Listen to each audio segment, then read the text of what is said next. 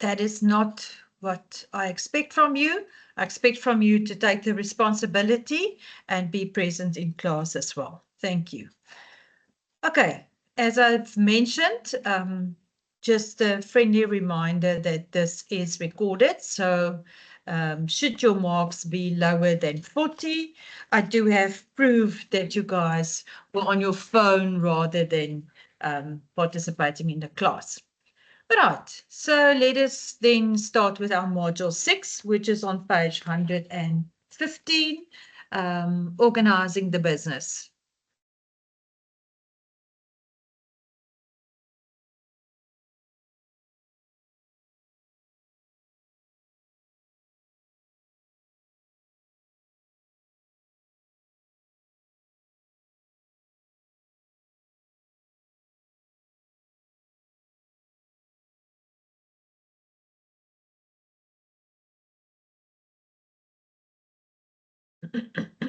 Okay, so when we look at organizing the business, we are going to look at, as you can see on page 115, the overview is quite a bit. That is define the concept of organizing. What does it mean? Then 6.2, explain the importance of forming an organizational structure. 6.3, describe the concept delegation, and then 6.4, a task to identify any pitfalls of delegation and also indicate how they can be avoided. Now, I want us to go to page 116, where we actually have a start activity. I wanted to read through that little case study there quickly so we can go through the questions as well, please. I'll give you 5 minutes.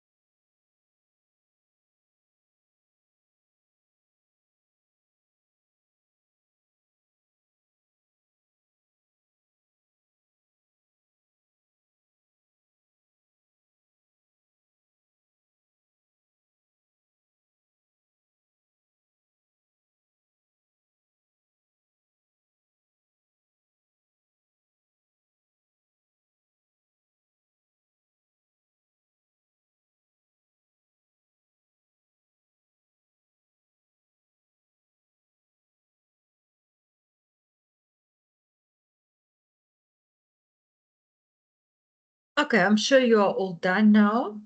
Question 1, do you think Jimmy can manage this laundromat alone? So I think you will all agree with me that it is really impossible for him to do that.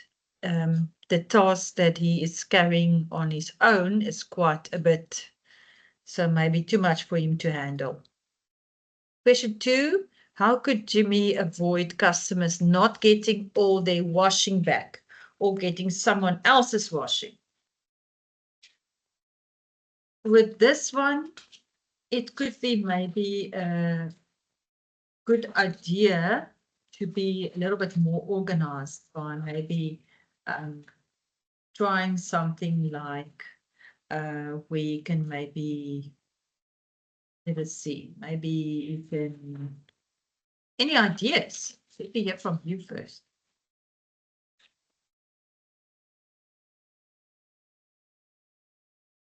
Anyone with an idea what he can do?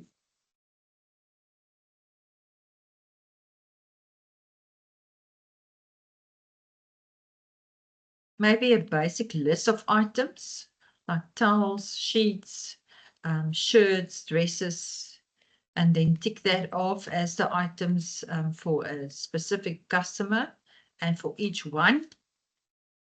They could also have an app where the customers make a list of what they take to be washed, maybe photos of that.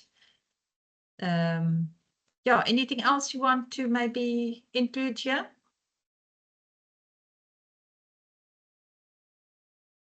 Room 12, A group, do you have an idea?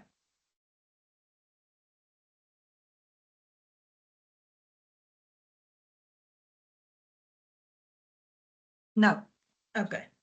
Right. Then question 3. Can you assist Jimmy with an organizational structure for running this laundromat? So a structure could be maybe him as the manager and owner, then a woman managing the machines, the washing machines, and then another one that can maybe manage the ironing and the packaging. So maybe 2 assistants underneath each one, or then at least 1 person underneath each one. Something in that line. So he definitely needs more help. So maybe 2 additional staff members. Then 4, to make sure that the customers get their correct clothing back. 4, what would you advise Jimmy to do during the high season?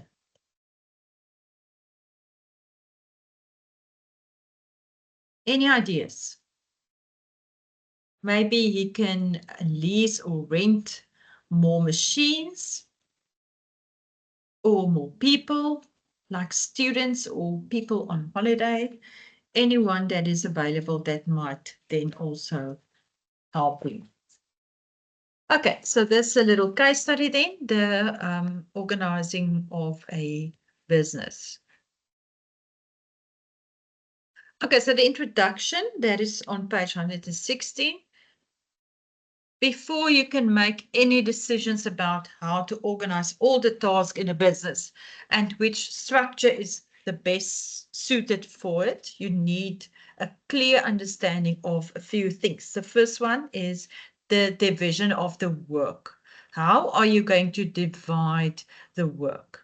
The second one is the establishment of a formal organizational structure. Now, once you actually put the jobs in or on a structure, you will have a different perspective of who is going to do what. Okay, and then the third one, delegation of tasks. So I know a lot of people don't like to delegate, but sometimes you can't do everything. So you have to delegate. So you have to divide the jobs to other people who can then assist. Okay, so the division of work into jobs, this is then when you start, when you have a business that you start as a small entity, this is then what you will definitely have to do. This is mostly when you manage a business as one owner or a sole trader, and who then has various skills and does not always does almost everything. So like Jimmy in the example, this is then because of the business is small scale. So if you think about small scale, this is most of the times micro businesses as well. Sometimes we tend to think if you have a micro business, you will be able to manage everything. Most of the times that's not actually a good idea. So as the business then grows, it is quite impossible to manage everything. So you definitely need people to help and support you so that you can have the in-depth skills for managing all the areas of the business.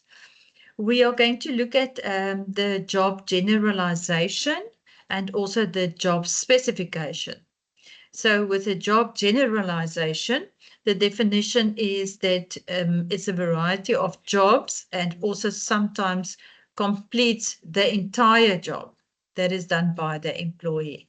Examples here, A builder may construct a building, do the tiling, and install the plumbing and electricity. Advantages of job generalization.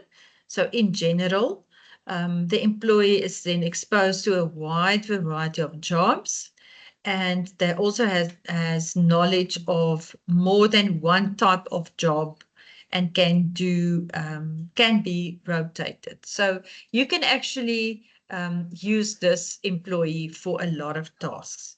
Jack of all trades. No? Disadvantage of this, the employer may not be fully skilled in all the components. So might also be that the employee need more supervision. So they know how to do this, but they don't finish the job. Then job specification. This is the definition then. A task is divided into small parts and a specific task is then assigned to a specific employee. So again, the example of a building project may be divided between the bricklayer, the carpenter, the tiler, the electrician, the plumber, and then the painter. So if everyone do their little bit or their little part, then they work together as a team that might get better results. Advantages of this, increase in productivity. Why? Because everyone does what they can do the best. Employees are more highly skilled, so they specialize in a specific aspect. That's why you actually hire them. Less supervision is required because everyone knows what to do. The employee may have the job security, and then also employer can do the job more accurate because they have knowledge. Employer may earn a higher salary because they specialize in a specific aspect or job.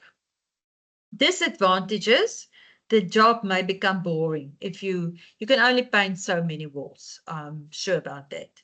Then the employee may become demotivated if he or she does not experience the satisfaction of the end product. So they just paint one house and then the painter go to the next one. They never see what the finish or the end product looks like. And then also the employee could demand a higher salary because they are skilled. All right, I think let us do case study 6.1.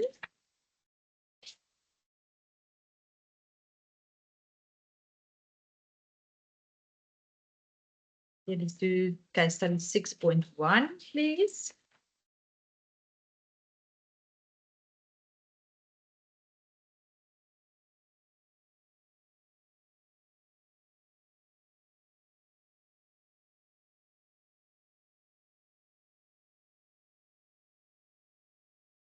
Case study starts on page 117, rather be a jack of all trades. And then the questions are on page 118. So I'll give you 20 minutes for this one. We normally work on the marks allocation. So the total is 18. So I must actually give you 18 minutes for this one.